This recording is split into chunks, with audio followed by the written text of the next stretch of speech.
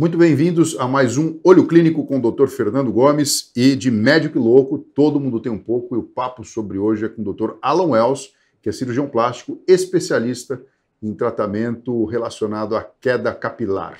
Nós sabemos que é um problema que acomete 40 milhões de pessoas pelo Brasil, inclusive jovens, e isso é algo que merece um olhar diferenciado. A gente está vivendo cada vez mais e a gente quer viver melhor.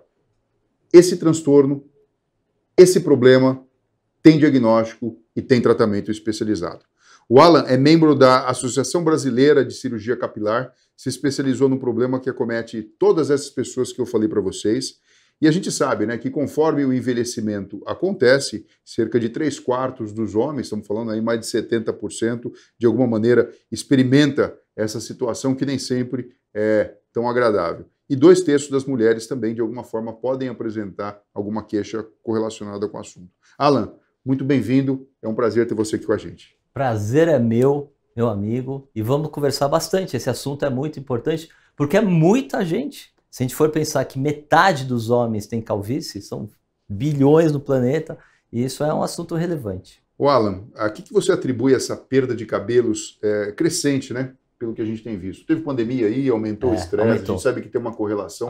Mas é isso? É isso. Se a gente pensar que metade dos homens do planeta Terra tem calvície aos 50 anos, metade das mulheres tem ao redor dos 70, é muita gente. Só que após a pandemia, e já faz um tempinho, a gente tem visto aumentar muito. Eu que trabalho somente com cabelo, tratamentos clínicos, tratamentos cirúrgicos, a gente vê as mulheres mais precocemente, mais novas com calvície, e a gente tem visto isso muito por fator ambiental, elas estão trabalhando mais estresse, a tripla jornada, né? Vai para o trabalho, é mãe, faz tudo, se vira, mais estresse, cai mais cabelo. E com o coronavírus, com a infecção, claramente as mulheres tiveram o que a gente chama de eflúvio telógeno, uma queda exacerbada do cabelo, e elas vêm para o consultório e muito assustadas, digamos assim, com essa situação. Então a gente tem visto realmente, tem aumentado sim a queda de cabelo nas pessoas. Alan, eu costumo dizer o seguinte, quando eu vou dar aula de traumatismo crânioencefálico na faculdade de medicina, ou para os residentes de neurocirurgia, eu começo explicando que não é à toa que a cabeça é redonda, que a gente tem o crânio, tem as meninges, tem o líquor, tudo para, de alguma forma, ajudar no impacto. E até mesmo o couro cabeludo, com a presença do cabelo, além de uma questão estética, também tem uma questão de proteção envolvida nesse processo como um todo. Então eu queria perguntar para você uma coisa objetiva, tá? Para a gente começar então a estruturar um pensamento aqui, levar informação para todo mundo, que eu tenho certeza que está super curioso com o assunto. Quantos cabelos existem na cabeça de uma pessoa? Boa pergunta. Quem será que calculou? Também fico me perguntando, mas assim, a gente sabe, dos livros, textos, ao redor de 140 mil. 140 mil fios de cabelo em geral. Tem gente que tem um pouquinho mais, tem gente que tem um pouquinho menos, alguns textos dizem 120 mil, mas é mais ou menos nesse nível. Agora sim, o fio de cabelo que você tem, ele não é o mesmo desde o nascimento. O que eu quero dizer com isso? Só para as pessoas entenderem. Tá, o fio começa a crescer, crescer, crescer. Vamos supor que eu nunca cortasse o cabelo. Ele nunca cairia? Não, então é muito interessante isso. Nós temos ciclos, os cabelos têm ciclos. Como então, a natureza, é isso? Eles caem. Então, assim, nós nascemos com as raízes, digamos assim, já com o número fixo das raízes. Os cabelos crescem e o fio cai, do mesmo poro sai outro fio, do fio cai, do mesmo poro sai outro fio, só que com o tempo, o fio que sai de novo, a renovação, ele vem um pouco mais fino. E aí é o princípio da calvície. Ele vem mais fino, passa o ano, cai, vai mais fino de novo, então ele vai afinando ao longo do tempo e aí se expressa a perda capilar. Quando essa pessoa tem 140 mil cabelos, vai perdendo gradativamente, quando perde ao redor de 30% dos fios, às vezes nem percebeu ainda. Quando o paciente vê o couro cabeludo, vê aquela transparência, é que já perdeu de 30% a mais dos cabelos. Então tudo é muito gradual, mas nós temos ciclos, os cabelos vão se renovando. Ele cai, cai, volta, às vezes é sazonal. Agora, como prevenir de uma maneira eficaz? Porque eu estou entendendo que assim, cair cabelo é normal, faz parte da natureza. Como, vamos fazer uma analogia com o reino vegetal, como as folhas de uma árvore. Isso. Elas vão ali se manifestar e vão cair no outono. Alguma coisa mais ou menos assim, e depois o ciclo se repete. E conforme o tempo vai passando, por questão hormonal, genética, Sim. enfim, esse fio vai afinando e, por exemplo, no homem, a questão da calvície andrógena pode se manifestar. Mas como que a gente pode prevenir isso de forma eficiente? Boa. Então, assim, primeira coisa é o diagnóstico. E às vezes é difícil, porque o paciente já perdeu 20% dos cabelos, 30% dos cabelos e não percebeu. Então a mulher é comum, ela percebe o rabo de cavalo mais fino, o homem começa a ver transparência e a primeira coisa é que se faça um diagnóstico, ou seja, apareceu o sintoma ou queda de cabelo exacerbado, você percebe menos volume, vá ao médico especialista em cabelos, porque é o que você perguntou, tem jeito de segurar, tem jeito de nós prevenirmos? Sim, nós temos várias táticas. Primeiro, fazer o diagnóstico. Às vezes a mulher pode ter um problema na tireoide, né, um problema sistêmico que reflete no cabelo. Então fazer o diagnóstico é essencial e daí nós nos guiamos para prevenir a calvície. Eu gostei aí de duas dicas que você deu. Para os homens, quando você começa a ver o couro cabeludo, alguma coisa está diferente, está mudando. E para a mulher, quando, por exemplo, prende o cabelo e sente uma coisa meio subjetiva, mas ao mesmo tempo não é. A pessoa conhece o corpo, vai lá, pega o rabo de cavalo e fala, puxa vida, o volume tá menor. Agora, isso demora, né? Isso é uma coisa lenta, né? É lento e assim, mas a mulher percebe mais porque o cabelo começa a crescer menos, a alongar menos. É comum a mulher vai ganhando de idade e fala, caramba, meu cabelo crescia até aqui, quanto eu quiser, você vai para a cintura, mas depois ele chega no ombro, não cresce mais, cai. Então os cabelos vão como se fossem encurtando. Se a gente faz tratamento antes de chegar nessa fase que eles não conseguem crescer, nós conseguimos que ela mantenha a vitalidade capilar. Agora sim, quais são as melhores opções de tratamento? Existem vários tratamentos. Então, primeiro, nós fazemos um diagnóstico. Existem mulheres que têm problemas sistêmicos, anemia, problemas endocrinológicos. Então, se a gente faz esse diagnóstico, encaminhamos para um especialista, para um endocrinologista, por exemplo, ela entra num balanço hormonal e aí melhora o cabelo dela sem que eu precise fazer alguma coisa. Agora, existem os tratamentos específicos para o cabelo, loções especiais, existem remédios, existem tecnologias novas, isso é muito bacana, que são lasers de baixa intensidade que estimulam as raízes, existem microagulhamentos, estímulos de couro cabeludo, ou seja, várias táticas. Como é que eu vou me guiar? Qual é o tratamento essencial? Eu preciso fazer uma tricoscopia.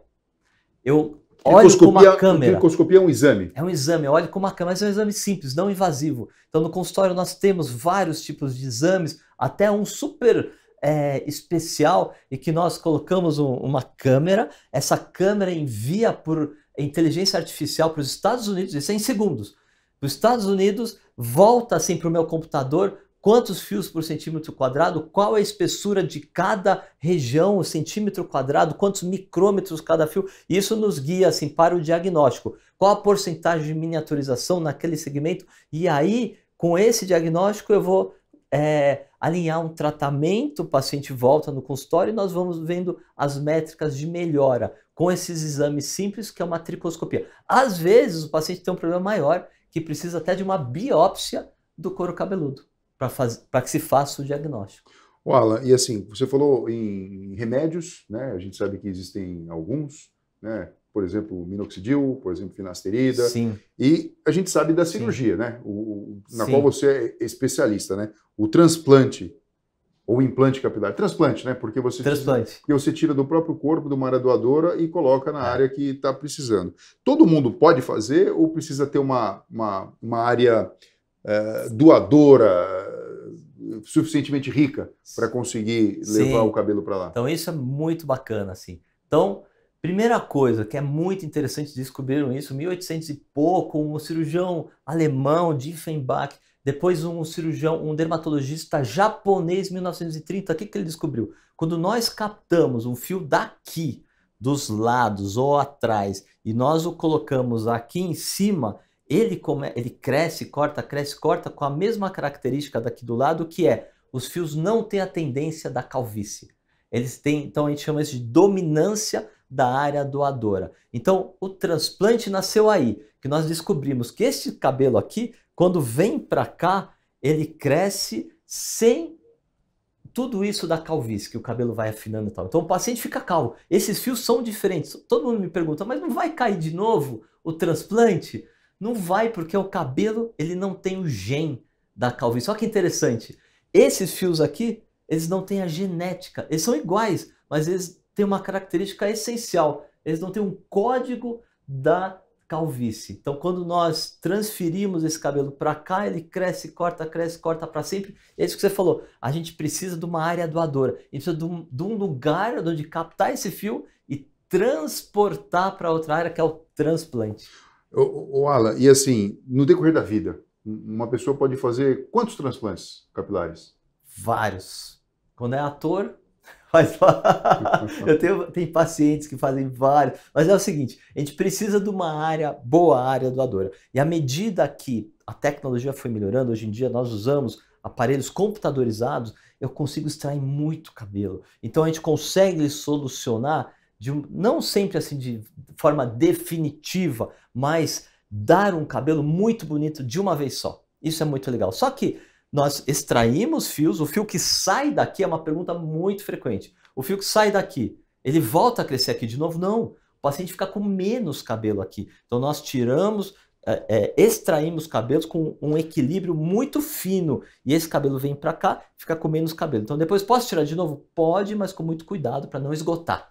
Sim, é como se fosse você espalha. Você tem uma área de maior concentração, aí você faz uma transferência para a cabeça. Exato. Com a garantia biológica de que esse cabelo implantado na região do vértex mais alta, ele não vai cair porque ele não sofre essa influência genética, de enzima, de testosterona e coisas assim. Exato, é muito raro que caia, a menos que o paciente tenha uma doença de couro cabeludo, mas é um cabelo que dura muito mais. Isso é muito bacana, é a base fisiológica, digamos assim, para a minha especialidade, que é o transplante de cabelos. O Alan, estou muito feliz de ter recebido você aqui hoje, a gente ter falado sobre esse assunto tão empolgante. Como eu falei aqui, né, quando a gente olha pela vertente da neurociência, da neurocirurgia, por exemplo, o cabelo faz parte do couro cabeludo e representa um ponto de impacto e até mesmo de amortecimento de algumas formas de trauma. Indo um pouquinho além, quando a gente fala de autoestima, pô, é legal ter um cabelo bacana, né? A gente vê, às vezes a pessoa passa por um tratamento de uma doença, como por exemplo câncer, tem que fazer químio, radioterapia, perde o cabelo temporariamente, às vezes volta, enfim, aquilo mexe um pouco com a autoestima, então é legal ter cabelo. E é legal saber que existe uma especialidade que trata especificamente desse assunto. Mas olha que interessante isso que você fala, o cabelo tem uma certa força que até assim, na mitologia grega, romana, existem lendas, até assim, das deusas, a Ísis, ela tinha o poder dos cabelos, ela conseguia, reviver as pessoas, né? Um poder de cura com os cabelos. Então é famosa essa mitologia que a Ísis morreu o marido, ela colocou os cabelos em cima do marido e o marido reviveu. Aí tem o Sansão. Que perdeu o cabelo, perdeu todo o seu poder. Depois o cabelo cresceu, ele voltou a ganhar. Então ele tem essa força. Claro que tem muita gente que não tem cabelo, está muito bem sem cabelo. Mas quem está insatisfeito com o cabelo e tem essa coisa, percebe a juventude que volta. Então é muito bacana a gente poder tratar o cabelo. O Alan, eu queria que você deixasse uma mensagem aqui para todas as pessoas que estão nos assistindo agora no Olho Clínico sobre o que toda pessoa deveria saber sobre calvície. Primeira coisa, assim, que tem diagnóstico. Então, se você está perdendo cabelo, se você começou a sentir uma queda exacerbada, vá ao seu médico especialista em cabelos. Porque existem tratamentos e o principal é o diagnóstico precoce. Então, quando você começa um tratamento antes de instalado uma perda capilar maior, nós conseguimos reverter o processo. E aí você vai ter uma saúde capilar muito longeva e essa autoestima que o cabelo dá. Então é importante o diagnóstico precoce e procurar um médico especialista. Alan, muito obrigado pela sua participação. Eu fico feliz de ter compartilhado toda essa informação com o nosso público aqui. Muito obrigado a você. Pessoal, até a próxima.